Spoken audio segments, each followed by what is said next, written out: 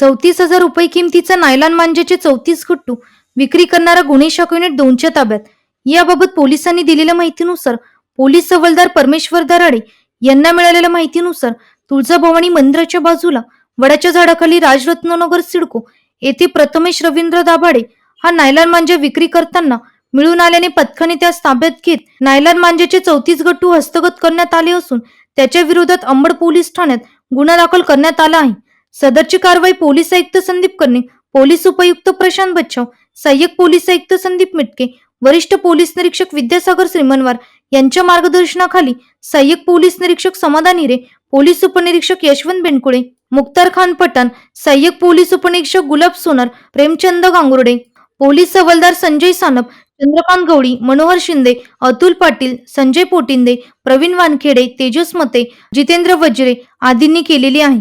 NCN news साठी प्रतिनिधी सचिन दिवटे, नवीन नाशिक.